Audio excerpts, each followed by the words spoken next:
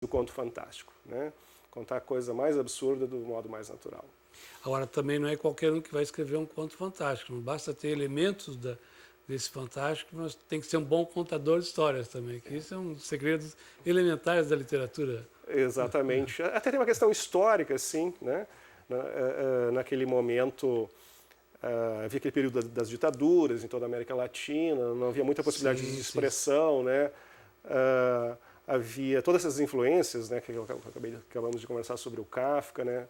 Havia também, no sentido da recepção dessas obras, um certo clima, era a época do psicodelismo, né, daquela contracultura, aquela coisa toda, o mundo, particularmente o mundo europeu, estava bastante aberto para o fantástico, né, digamos assim. E aí teve aquele boom. É o famoso, né, boom do realismo fantástico. Boom da literatura latino-americana, que permitiu exatamente que fossem veiculados outros autores aqui, talvez não tão adstritos à literatura criada aí pelo Marques, pelo Vargas Llosa, né, e por outros e tal. Bom, nós falamos do Sidney, tradutor do Blake, tradutor do José Martí, mas agora vamos falar do Sidney Schneider traduzido. Tu tens um poema traduzido de Oli Loy, que ele foi traduzido lá para o Juan Navarro, traduzido para como é que se chama essa? Catalão. Catalão, que é vou dizer assim, leigamente falando, me desculpe, é uma mistura lá de espanhol, português arcaico, francês, muito interessante, né? E o poema se chama Trigal. Eu vou novamente me arriscar a ler o teu poema aqui para o nosso telespectador. Tu permite? Claro. Trigal diz assim, olha só para fazer aquela coisa do trigal, tá assim, nos amamos como os dois tigres circunnavegam as duas línguas no trajeto circular das patas. O visgo desceu pela relva como esta lua cheia desce entre um par de prédios. O visgo desceu pela relva como esta lua cheia desce entre um par de prédios. Belo poema sobre Trigal. Obrigado. E agora eu não vou me arriscar jamais a ler a tradução em catalão, mas é feito do Juan Navarro. Como é que ele chegou à tradução desse poema, Sidney?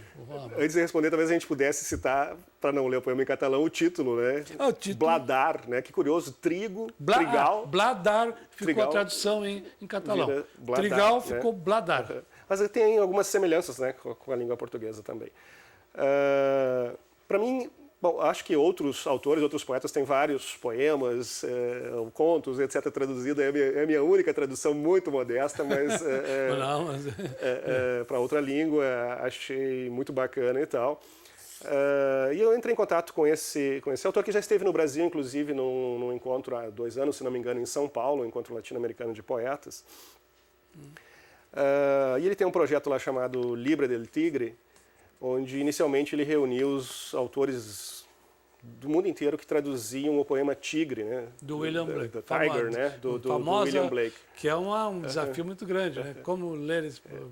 É um poema que tem uma musicalidade muito intensa, é muito difícil de reproduzir em outras línguas. Aí eu participei desse projeto, né? Assim, quase como penetra, porque os autores ali eram Augusto de Campos, José Paulo Paes, Jorge de Sena, o poeta português e outros e tal. Aí teve essa aproximação, aí a gente continuou trocando e-mail a respeito de poemas relativos a tigre, né? Aí tem essa palavra no poema, né? Eu mandei para ele acabou traduzindo, botou num site lá, numa revista online que ele tem lá e tal. Achei bem bacana. Uma experiência interessante. Bom, agora vamos então para a tua poesia, os teus livros de poesia. Temos aqui o Plano de Navegação, que esse é o título da editora Damer, que também é outro que está editando o outro. Vamos mostrar primeiro então o Plano da Navegação, depois nós vamos mostrar o outro que tem uma palavrinha que é um desafio para nós todos. Plano de Navegação, Sidney Schneider, editora Damer. Esse livro já é de 99, né? De 99. E foi uma coletânea de outros 3 livrinhos artesanais. E alguma coisa nova esses que eu livros tinha... artesanais, foi livros feitos por ti mesmo. Né? É uma época também dos famosos livros artesanais, né? O livro que iam de mesa em mesa nos bares. É um pouco posterior, né? Posterior isso aí já é anos 90 e tal. Geração Mignolve, que chamava. É posterior. Mas eu fazia uns livrinhos de 100 exemplares, né? Para experimentar, eu queria ver o que causava que a repercussão e tal. Né? no público. E vendia terrivelmente caro os primeiros exemplares, né? Valorizava mesmo, as pessoas, algumas compravam e tal, daí ele liquidava os custos, né? Aí eu distribuía o resto, era bem assim, né? Aí fui selecionando e tal, e acoplei eles, né? Até com uma certa divisão nesse plano de navegação. E o título do plano da navegação, por que tu seria... eu li assim, muitas observações, a própria apresentação do outro teu livro, da Jeanne Toutiquian e do Degrasse, enfim, outros.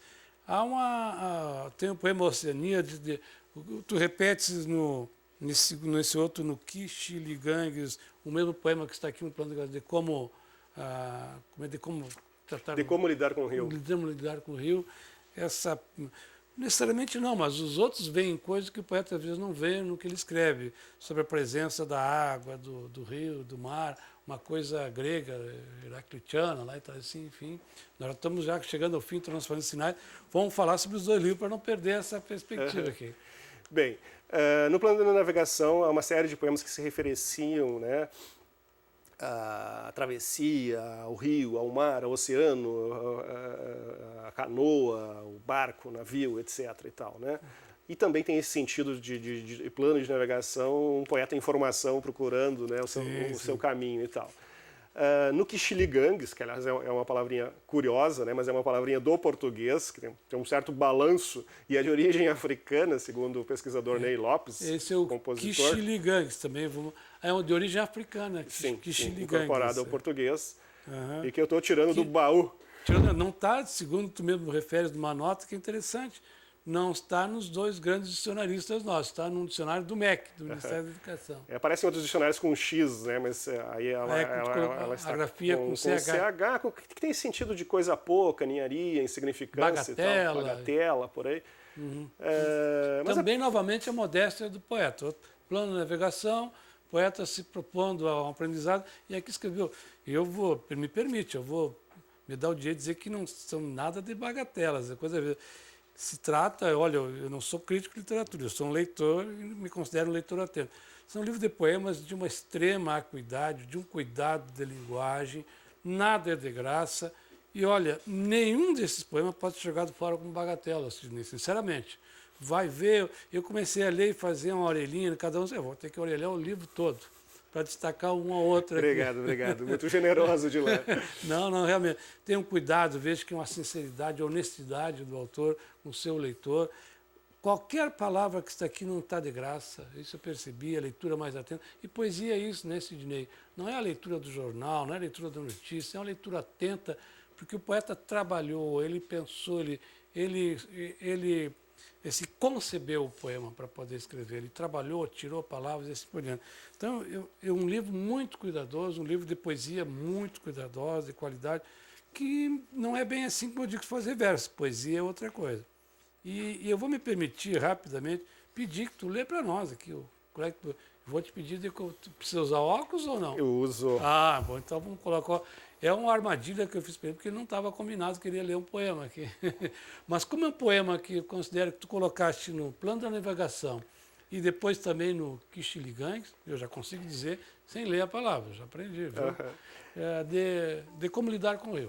É que tinha uma ponte com o outro livro, com este livro, né, no sentido que já chamava e convocava o Heráclito, né, essa coisa do rio corrente, que entramos no mesmo rio, mas o rio, quando entramos novamente, o rio já não é o mesmo, e nós já não somos o mesmo. Sabe. Tem um poema também, Quem Sabe, Sabe o Quê, também, que tem essa visão desse diálogo que tu faz com a questão do saber, com a sabedoria. Exatamente. Então vamos lá. De como lidar com o rio. Represar um rio é impossível. O rio insulta a barragem. Se sustém uma folha calma de lago, amplia suas pernas de Heráclito. Veloz, recortará efígies das escarpas e nas curvas fará ondas de mar. Mas se segue da nascente a foz, Na outra margem é que está a flor. Não é pisando em peixes que conseguiremos atravessá-lo. Largo, pinguela nele não cabe. Ponte não nos dará a conhecê-lo. Não seria sábio, ao escultar, o diário vai-vem dos pássaros? Com os braços dar forma ao nosso sonho de asas? De dentro domá-lo para sempre, com um simples remo? Isso deu a maneira de lidar com o rio, de dentro, um simples remo. Também, novamente, digo, o livro da editora Damer, se os interessados não encontrarem através de livrarias, tem um... Na internet, no site, pode dar um site, www... Eu tenho o meu blog, que talvez eu então vamos dizer o blog. Tem as indicações ali também. Tem outras publicações. Quais o blog, por favor? Seria o www.umbigodolago.blogspot.com. Umbigo do Lago. Tá bom? Isso já é quase um haikai, umbigo do lago. Enfim, são coisas de poetas, assim. Mas realmente, o Sidney, eu gostaria... Foi ótima essa oportunidade de conversar contigo, para que justamente os leitores, às vezes, não tenham um aviso, não tenham uma notícia sobre certos poetas. É uma boa notícia. Sidney Schneider é um poeta que, eu repito, trabalha essa poesia com cuidado, tem um respeito muito grande pelo leitor e pela sua obra poética também. E, portanto, além dos Kishiligangues, temos alguma coisa em vista a mais? Bom, tem um grupo até bastante extenso já de poemas traduzidos, né, de diversos autores. Diversos autores. Que provavelmente eu vá... É que tem que revisar, essas coisas demoram um pouco, mas... Enquanto não tirar do autor, ele não publica. Mas eu pretendo fazer um livro de poesia traduzida, né? A seleção de poemas, de poetas, vários... 2, 3, 4, 5 poemas de cada autor que eu vim traduzindo ao longo do tempo e abarca um espectro bastante variado aí da literatura. E eu também estou reunindo alguns contos, porque não escrevo só poesia, né? Historicamente sempre escrevi poesia, mas já fazem uns 12, 13, 14 anos em que também passei a escrever contos, e só tem contos publicados em jornal, em revista, mas nenhum livro de contos, então tem esses 2 projetos aí pela frente. Ótimo, ficamos muito satisfeitos com essa boa notícia. Além do mais, seria um outro programa. O Sidney tem participado intensamente de vários projetos literários, como Porto Poesia, enfim, está sempre lá no meio, divulgando a poesia. Agora era uma outra, falar a história também das poesias, com a participação de artistas plásticos, enfim. É um poeta realmente dedicado à poesia, mas também que se dedica a divulgar a literatura, os outros poetas, enfim. É um animador cultural também. Muito obrigado pela tua presença, Sidney. Obrigado, Gilan. Se tiver tempo, gostaria só de dizer que na Centro Cultural da CE Érico Veríssimo tem a exposição Poemas Gravados, Poesia e Gravura, né? De segunda a sábado, até às 18 horas. Uma exposição de poemas e gravuras. Exatamente. As poesias e as gravuras de artistas plásticos. Exatamente. Muito obrigado, Gilan. Um prazer estar aqui contigo. Igualmente também, viu? Então, também a vocês o nosso agradecimento, o nosso telespectador. E, viu, Sidney, eu gosto de repetir em algumas ocasiões que certamente esse programa não é o mais visto, mas é bem visto, porque ele é bem frequentado. Acredito. Então, muito obrigado também pela sua presença, pela sua companhia. Continue conosco. Semana que vem teremos um novo Autores e Livros. Quem lê, cria a própria história.